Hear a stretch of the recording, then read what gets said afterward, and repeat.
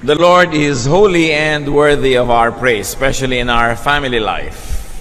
Sabi po nila, ang pamilya daw is the basic unit of society. Na yan ay pinakamaliit na grupo sa ating lipunan na pinakapwedeng asahan. It is our refuge, our breeding ground, source of strength, and our anchor.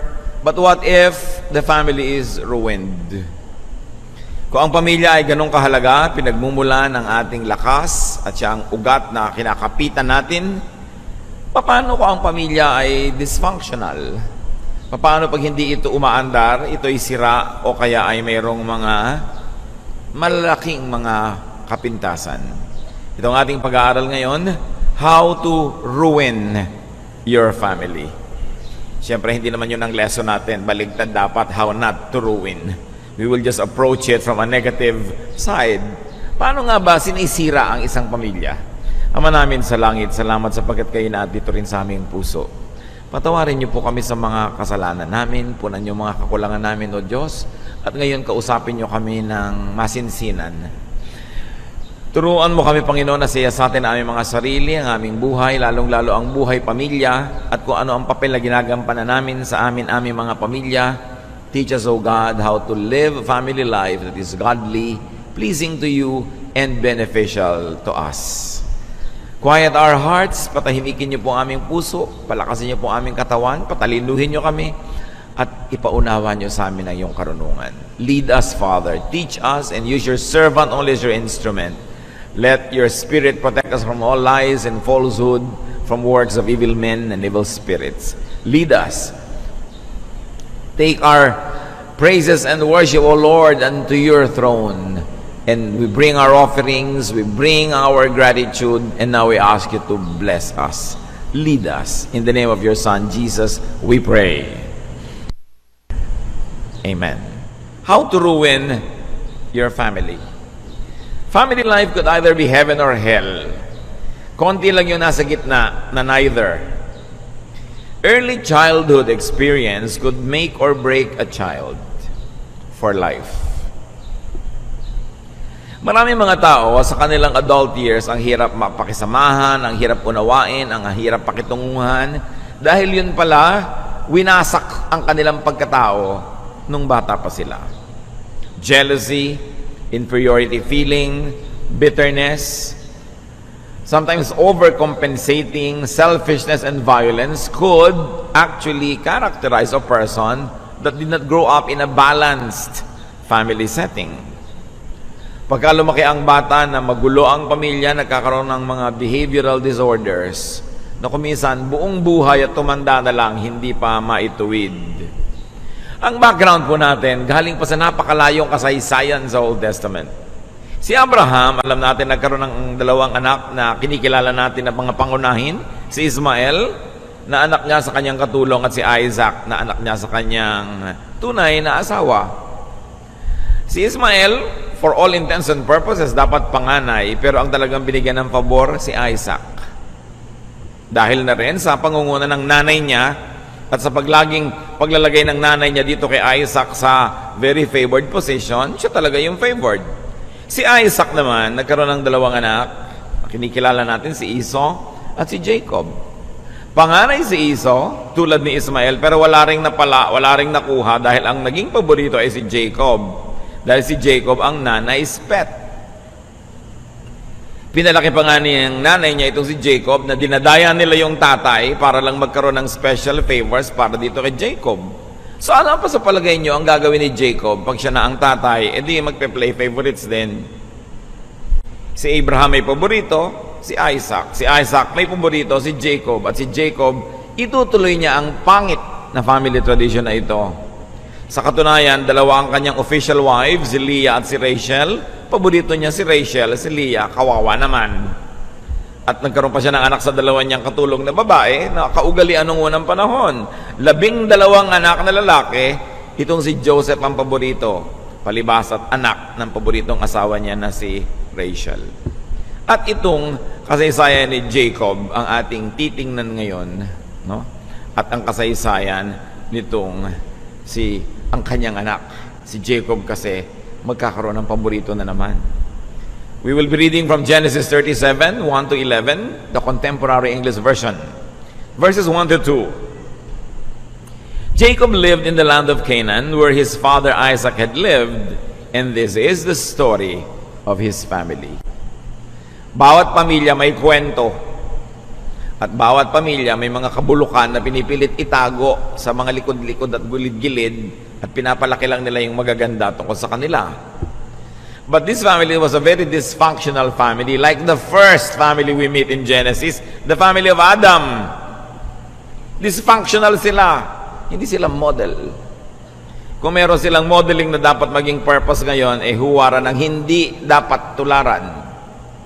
So, Jacob was a winner in the favoritism contest over Esau, his brother. He would keep a family tradition of playing favorites. And in fact, he had a favorite wife and a favorite son. Genesis 37, 2 to 11, to our main story.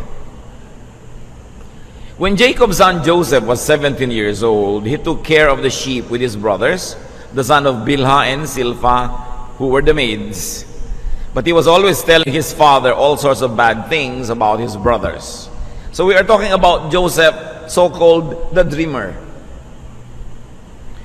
Siya ay paborito ng kanyang tatay at mahilig siya laging magsumbong at manira sa kanyang mga nakatatandang mga kapatid. Verse 3, Jacob loved Joseph more than he did any of his other sons, because Joseph was born after Jacob was very old. Jacob had given Joseph a fancy coat to show that he was his favorite son. And so Joseph's brothers hated him and would not be friendly to him. One day, Joseph told his brothers what he had dreamed, and they hated him even more. Joseph said, "Let me tell you about my dream. We were out in the field tying up bundles of wheat. Suddenly, my bundle stood up, and your bundles gathered around and bowed down to it." His brothers asked, "Do you really think you're going to be king and rule over us?" Now they hated Joseph more than ever because of what he had said about his dream.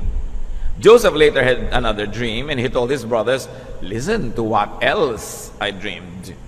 The sun, the moon, and 11 stars bowed down to me." When he told his father about this dream, his father became angry and said, "What's that supposed to mean? Are your mother and I and your brothers all going to come and bow down in front of you?" Joseph's brothers were jealous of him, to say the least. Now, why did Joseph's brothers hate him? Because he was the obvious favorite. Sabi, sa dinami-rami ng anak ito, ang paborito, binigyan ng isang napakagandang jacket or balabal or whatever it is. Multicolored, ibig sabihin, mahirap gawin, kinukulayan pa. At ibinigay ito bilang tanda na talagang siya ang paboritong anak. Lalo namang nagalit, nainis at nagselos yung mga kapatid sa kanya. Parang hindi pa sapat yon na naginip pa ang Joseph na siya ang bida at yung kanyang mga kapatid ang mga supporting roles. Nadagdagan pa ng panaginip, pati mga magulang niya magbabaw na ngayon sa kanya. At siya na ngayon yung pinaka maningning sa kanyang entablado. He was the obvious favorite. But why would the others hate him? Because every child wants to be loved. Every child wants to be the favorite of his parents. Bawat selos, every form of jealousy is a cry for help. Nagseselos, nagagalit, naninibugho ang isang tao bilang paghingi ng saklolo dahil sa palagay niya hindi siya nabibigyan ng sapat na pansin o pagmamahal o pag-ibig at dinadaan yun sa selos, dinadaan sa inggit. Every child is crying out for love, for affection, for attention. And every extra attention you give to a favorite is an attention you steal from those who are not your favorites. Kung ikay magulang, mga magulang, ang bawat dagdag na atensyon na ibinibigay nyo sa inyong paborito ay ninanakaw nyo sa inyong mga ibang anak na hindi nyo paborito. Because you have only so much love to give. So you steal from Peter to give to John. Napakalaking krimen at napakalaking kasalanan ng magulang to play favorites and to make it obvious. Kumisa naman talaga sa loob mo, merong mas magaan ng loob, may mas gusto kang kasama, mas magkamukha kayo na ugali o mas magkamukha kayo ng nunal. So siya ang paborito mo.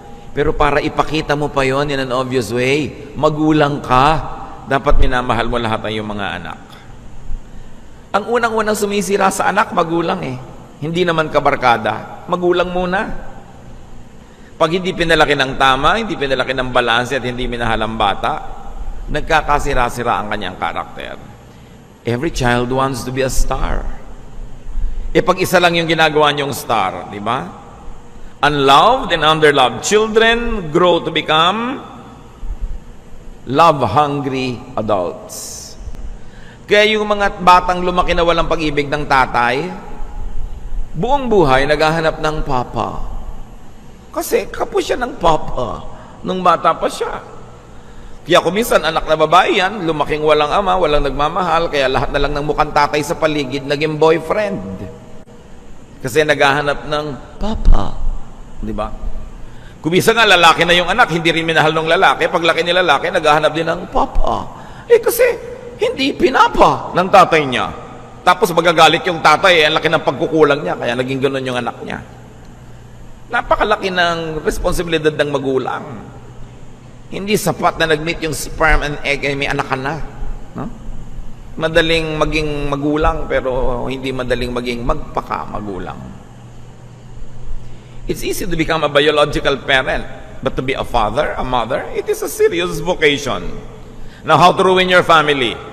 Jacob, father, mother, lolo, lola, play favorites. Yan ang garantisadong paraan para wasakin yung pamilya nyo. At yan lang ang focus natin today on ruining the family, although there are many ways. Favoritism. Ignore and belittle all the others.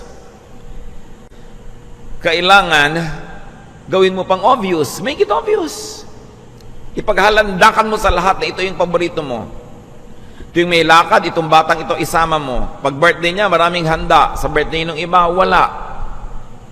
Pag may bibiling ka, laging special yung sa kanya. Pag may pasalubong sa kanya lang, gawin mo yan. Garantisado, you will ruin your family. And encourage your favorite to offend his brothers and sisters. Siyempre, si bata naman, lalaki ang ulo, magiging mayabang. Sige pa, palakihin niyo pa ulo, payabangin niyo at kawawain niya iba niyong mga kapatid. I-display niyang kumakain siya ng pagkasarap-sarap na tsokolate. No? Habang nakatingin lang yung mga iba niyang mga kapatid. Pag matutulog kayo, lagi niyong itabi. Pag maglalakad kayo, hawakan niyo pa yung kamay niya. Yung iba, hayaan niyo nang mabundol-bundol ng mga tricycle. Hindi niyo naman paborito eh. Dote on your brat. Because every kid can be a brat. Especially when encouraged. Proverbs 22:15, all children are foolish, but firm correction will make them change. Hindi lang magulang ang kausap natin dito, mga lolo, lola, mga tito, tita, at mga kapatid na mga matatanda. Kuminsan may paborito rin kayong mga bunso-bunsong mga kapatid. Yung iba na-ignore na. Kaya kadalasan sa pamilya, yung mga dysfunctional ang mga ugali, yung mga nasa gitna. Kasi yung panganay napansin, dahil una, yung mga bunso napansin dahil huli na, yung mga nasa gitna, parang, nandyan ba kayo? Hindi napapansin madalas. Now, ikaw si Joseph, ikaw yung favored child. How to ruin your family? Backstab your siblings. Siraan mo yung mga kapatid mo. Genesis 37:2, but Joseph was always telling his father all sorts of bad things about his brothers. Magkakutsaba yung mag-ama, magkakampi. And Joseph, paborito ka rin lang, display your multicolored coat. Ipakita mo. Binigyan ka na nga ng palihim ng tita mo ng konting pera, bilangin mo sa harap ng iba mong mga pinsan at kapatid na hindi binigyan. Ipagyabang mo. Para mainis sila sa'yo. No? Promote yourself. Mang-inggit ka. Mag-inarte ka pa. Make everyone envious of you. Alienate and anger them. Push them away from you. Teach them to dislike and even hate you. At pag namatay na yung mga matatanda, ikaw na lang kasama ng mga kapatid mo, lagot ka. Sige, ilayo mong loob ng mga kapatid mo sa iyo. Indulge in self-promotion and get hated all the more. What's more, you are the favorite. Put your loving parent in a bad light. Hayaan mong magalit yung mga iba mong kapatid sa mga magulang mong paborito ka. Huwag mong pagmalasakitan yung magulang mo. Hayaan mong kamuhian ng iba mong mga kapatid. Sirain mo ang pamilya mo. Make your siblings angry with him or with her, your father or your mother. And if you could, offend even your doting parent. Kung nakakalusot naman, pati magulang mo, suwagin mo. Para magkasira-sira na kayo, bilisan mo. Para pag nalungkot ka, walang dumamay sa'yo. Para pag nangangailangan ka, wala kang katulong. Para mag-isa ka sa buhay. Ngayon, ikaw naman si non-favorite, mas marami ito. Huwag kayong mag-alala mga hindi paborito. Malaking asosasyon ito. Maraming members, no? Hindi kayo paborito, pangit ang kalagayan nyo, di papangitin nyo pa. No? Worse than you're already bad press. Hate the special prince and princess. No? Joseph was hated, sabi sa Genesis 37:4, and so Joseph's brothers hated him and would not be friendly to him. Sige, kamuhian nyo. Ipahamak nyo. Pag-usap-usapan nyo yung paborito. Show your resentment. Be affected negatively. Bring out the worst. Bring out the evil in you. Total, hindi ka paborito. Lalo mong inisin yung paborito. And therefore, prove yourselves unworthy of being loved by your parent. Dahil sa pangit na ugali mong ipinapakita, dahil nagsiselos ka, naiinggit, patunayan mo sa magulang mo na tama nga sila, na hindi ikaw ang paborito nila. Di ba kung hindi ikaw ang paborito, tas ang ganda-ganda ng behavior mo, mag-isip-isip naman yung magulang mong, teka, mahusay naman tong anak ko na to ah. Pero pagka sinabi ng magulang mo na, alam mo, kaya yung paboritong ko, yun, tingnan mo tong asal itong isang ito, kay sagwa. Lalo mong binibigyan ng dahilan yung may ayaw sa'yo na ayawan ka nga. Kailangan kumikilos ka rin dyan. Prove your biased parent right, na tama yung kanyang choice. Then push your parent to be more protective of the favorite. Lagi mong i-attack. Lagi mong simangutan, lalo mong kainisan, at itutulak mo lang yung magulang mong lalong ipagtanggol yung kapatid mo na yon. These Genesis families really have started it all. No? Dapat huwag silang tularan. Mga lessons mga kapatid, parents of authority or persons of authority like parents, officials and leaders in organizations and schools, offices, judges, you are all to be impartial. You should not play favorites. And if it cannot be helped, because yun ang nararamdaman nyo, at least don't display it. Psalm 33, 4-5, the Lord is truthful. He can be trusted. He loves justice and fairness, and He is kind to everyone, everywhere on earth. Yun daw ang gusto ng Panginoon. Pantay-pantay na pagtingin. Lalo galing sa magulang. Yung iba naman, hindi, ang paborito, hindi yung person, yung gender. Paborito ng tatay ang mga anak na babae o lalaki. Paborito ng nanay ang mga anak na lalaki o babae. Basta lalaki ka, ikaw ang paborito. Basta babae ka, ikaw ang paborito. Hindi nadaan sa ganon. Pare-pareho lang tao ang tao, mga babae at mga lalaki, naghahanap ng pagtingin, naghahanap ng pag-ibig, naghahanap ng pangunawa. Kay lalaki, kay babae yan. Parents are to be representatives of God on earth. Therefore, yung pag-ibig ng Diyos dapat unang-una nakikita sa magulang. Impartial, fair. Deuteronomy 16, 18-19, appoint judges and officials for each of your tribes in every town the Lord your God is giving you, and they shall judge the people fairly. Do not pervert justice or show partiality. Kung sa mga hukom doing their profession, tinuturuan na maging patas ang pagtanaw, lalo naman sa magulang, dapat pa bang ituro yun? Kung ikaw mismong magulang, mga apik at magpupuwera ng anak mo, sino pang aasahan mo na tatangkilig sa anak mo na yan? Ngayon, maraming observers. Halimbawa, hindi kayo yung magulang, kayo yung tiya, kayo yung tiyo, kayo yung lolo't lola, kayo yung kaibigan ni magulang. Watch for favoritism around you. and do what you can to eliminate or minimize it.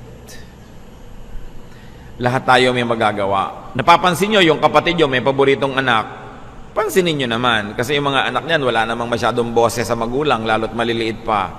Sabi mo, aba ate, obvious naman na paborito mo yung isang anak mo na yan. No? Bawas-bawasan mo naman, kawawa ibang anak mo. Dapat nagpapaalala tayo. Ang paalalay gamot sa taong nakalilimot.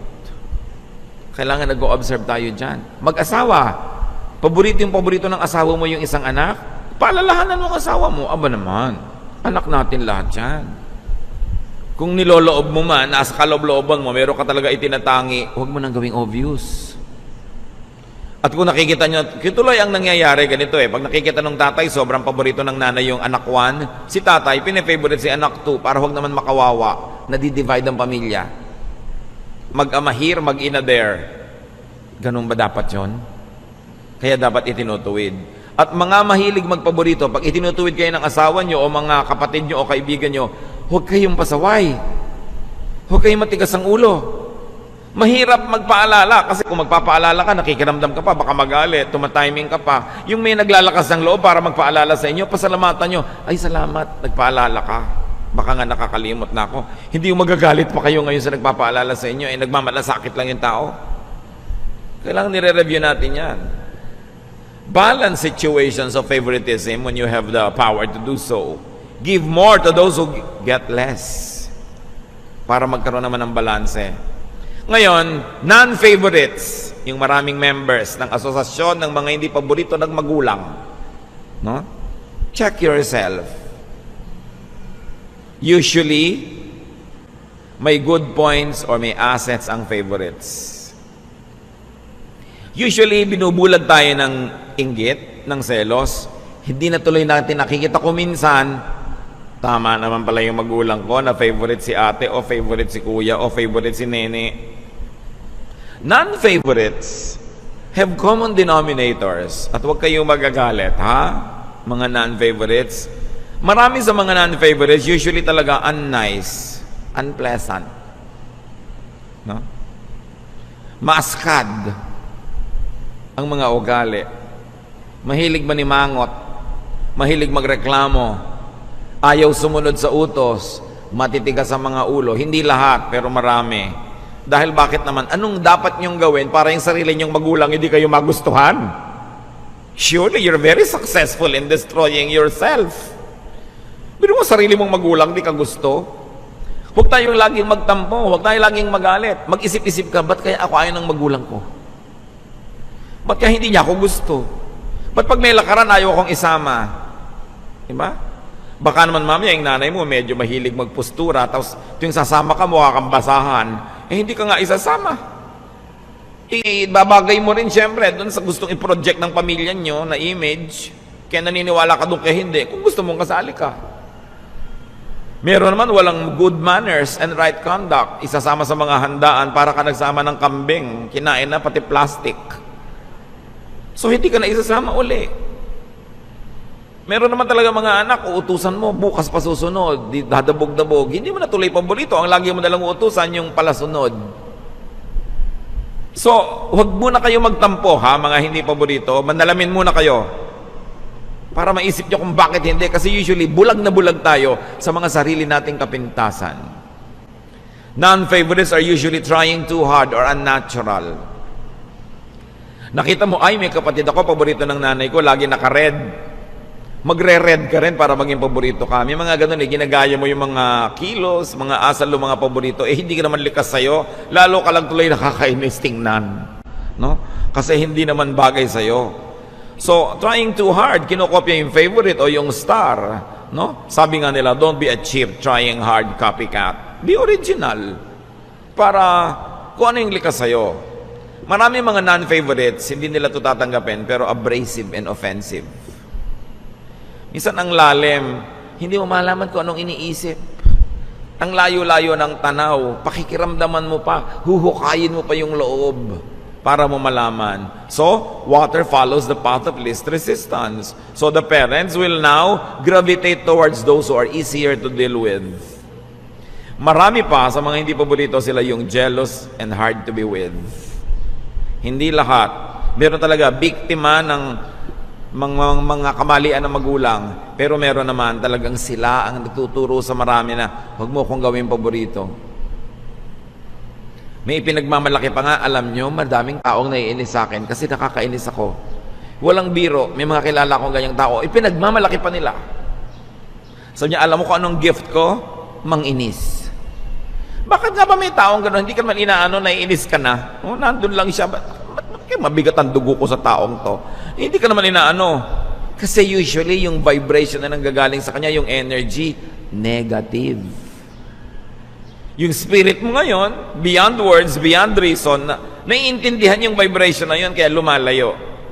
Kaya sa malayo, loob ko dyan. Hindi ko alam kung bakit. Hindi naman mahalaga yung alam, ang mahalaga yung nararamdaman. Kaya tayo may pakiramdam. Kasi yung alam, nakakadaya ko minsan yan eh. What you know can deceive you. But seldom yung sinasabi ng spirito mo, yung discernment. So kung hindi ka paborito, ask, ba't kaya hindi ako paborito? Anong ugali ko ang taliwas sa general na ugali ng pamilya? Anong pamamaraan ko? Anong sistema ko? O bakit kaya ako laging nakakainisan? Sa simula, pag bata ka, kung minsan ipagmamalaki mo pa yan dahil yan ang distinction mo, pero pag matanda ka na, makikita mong napaka-disadvantageous na nakakainisan ka. Why? Because to succeed, we all need help. And people help those they like. And if people don't like you, they don't help you, you don't succeed. Kaya mahalaga yung ginagalang din natin yung sensibilities ng iba. How to ruin your family? Any family? Try favoritism. You don't have to try too hard. Success is so easy to attain. Because favoritism hurts the non-favorite. Magre-rebelde yan, aalma, lilikha ng gulo. It also hates the one playing favorite, the magulang, kasi makakainisan siya ng mga hindi niya paborito. But it also hurts the favorite because it alienates everybody else from them. Lahat lugi. Akala nyo ba, ginagawa nyo ng pabor yung anak nyong paborito na sobrang yung ninenene, sobrang yung bine-baby? Nakakainisan siya ng iba. Kaya kung may anak kayong maingay, halimbawa, dito sa church, may anak kayong malikot, walang ginawa ko yugyugin yung silya ng katabi nyo. Kanina nakapusod, ngayon nakalugay na. Kasi kakakalug ng anak nyo sa kanyang silya, no? Nakalug na.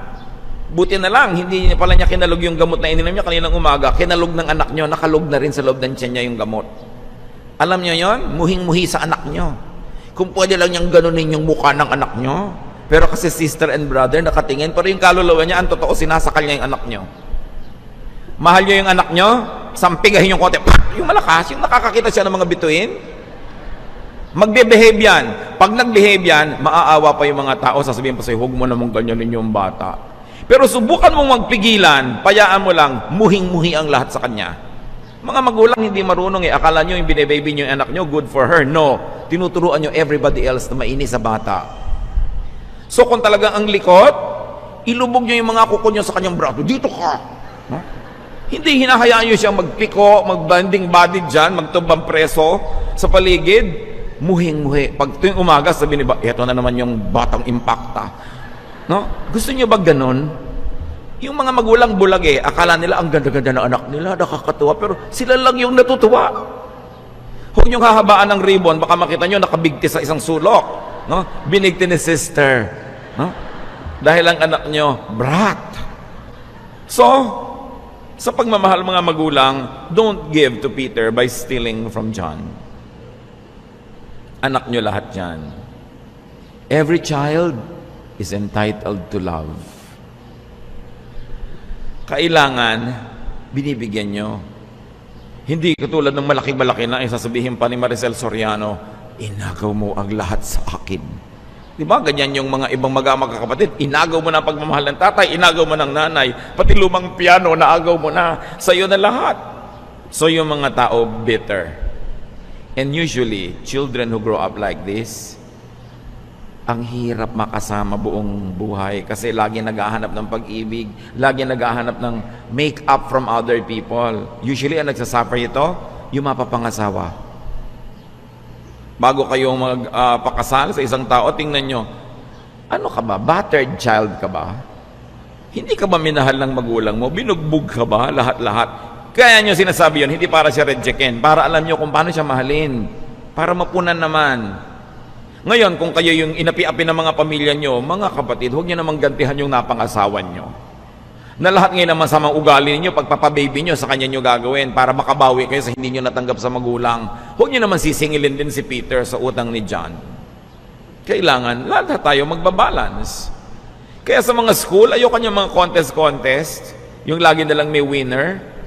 Dapat kung nagbibigay ka ng award, lahat ng bata sa classroom may award. Imbentohan mo ng award. Alam mo ba yung damage sa bata na kahit kailan hindi nila siya nakaakyat sa entablado? No? Tapos galit na galit pa yung nanay, ikaw hindi ako nakakaakyat, bago pa naman ang damit ko. Akala ko pa naman, ikaw ang most punctual. Alam niyo ng mga ibang tao, wala nang asset kundi to come on time. So at least, kailangan mag-come on time ka na. Kaya may most behave, most cheerful, most anything para lahat magka-award. Kung teacher kayo, don't leave anyone out. Kayo yung magulang sa classroom, every child is entitled to be a star. Kaya kahit ano umimbento kayo, mga hindi lumikot for 1 minute award. Never mind na 15 minutes na parang wawatusi siya dyan. Kasi ang bata, iba yung binibigyan mo ng affirmation. Pag may mga contest, laging may winner, kaya kahit na 12th honorable mention, magbibigay ka. No? Most beautiful in blue. Yung kahit ano, para meron siyang sarili niyang star. Kawawa yung lumalaki na wala man lang kaning-ning-ning-ning. So do not emphasize contest. Alam niyo ba ang pinakamalaking competition ground? Hindi naman sa battlefield, sa pamilya. Bakit ang ate mo ganito, ba't ikaw hindi? Ba't ang kuya mo ganon, ba't ikaw hindi? Hindi nyo lang alam what damage you are doing when you compare your children unfavorably with the other brothers and sisters. So emphasize unique and individual gifts. Because according to the Bible, everybody has a gift from God. Magulang kayo, hanapin nyo yon. Hindi yung isa lamang yung gino-glorify ninyo na asset ng mga anak nyo. So guilty parties, mga mahilig magpaborito, repent. The end is at hand. No? Make up. Kung na-realize nyo ngayon, oo nga pala, nagkulang ako, it's not too late. Mag-make up kayo. Yung mga nagsisimula pa lang, remember this. Don't play favorites. Ganyan din sa mga amo sa mga opisina, mga manager, mga supervisor. Be fair. Every position of authority is God-given. And you're supposed to use that power to be like God, loving, nurturing, encouraging. No? Ngayon, mga beneficiaries of favoritism, make it up to the losers. Kung lagi kayong binibigyan ng nanay nyo ng special, kung ayaw ng nanay nyo ibigay doon sa iba nyong kapatid, pag talikod niya, i-share nyo. Kayo na yung mag-balance. Huwag nyong konsintihin yung mga nagpapaborito sa inyo dahil komo lang kayo nakikinabang. Then be an agent of God's love and balance things. Kayo na mismo yung mag-distribute. Hindi sa inyo lahat. Victims, wala kayong choice. Forgive. Because it's the only way you can be free from a terrible childhood. Pag hindi pa kayo nagpatawad, bihag pa kayo ng mga pangit na nangyari in the past. The only way to be free is to really forgive.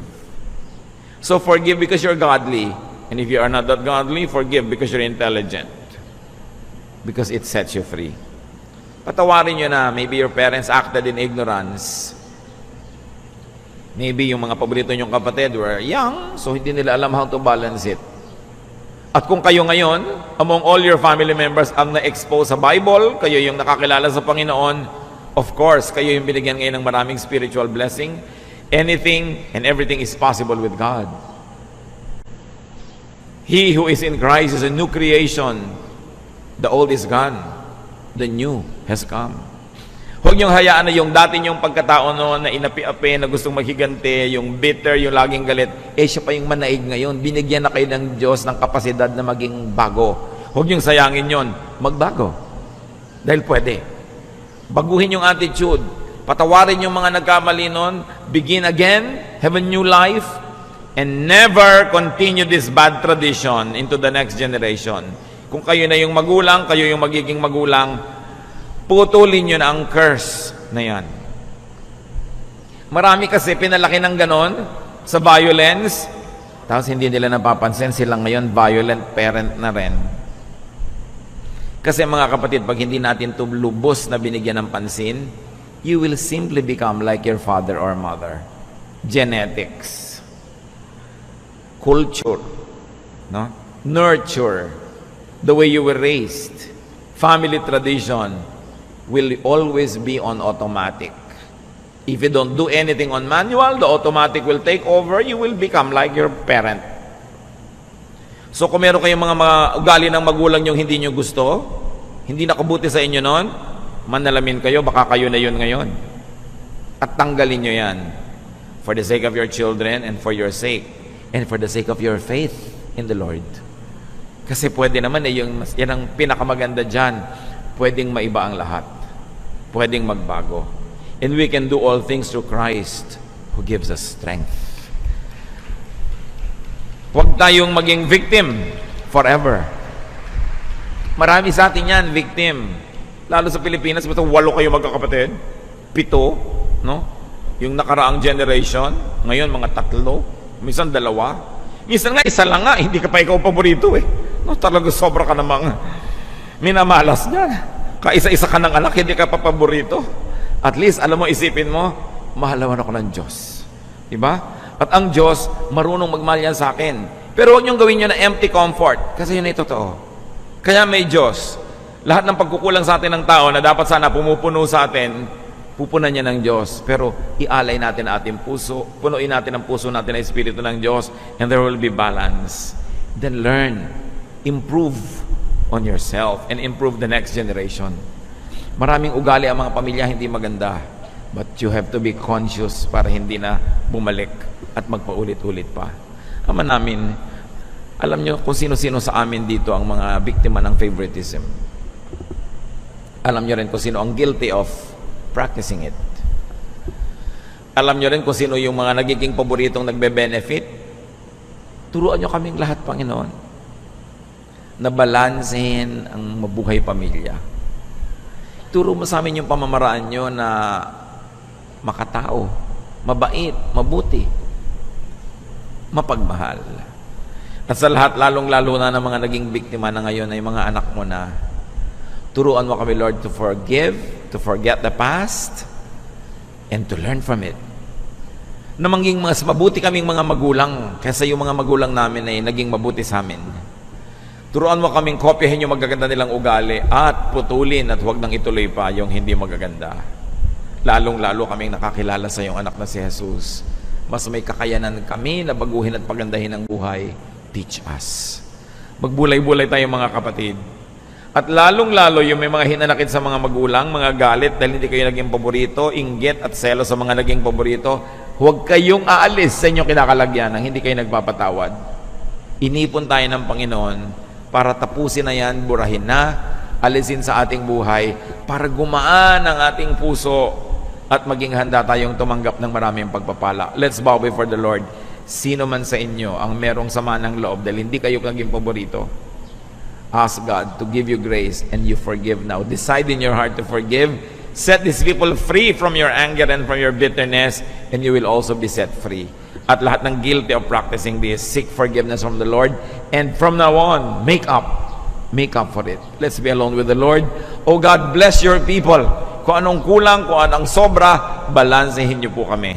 Let's spend some time in quiet meditation before the Lord.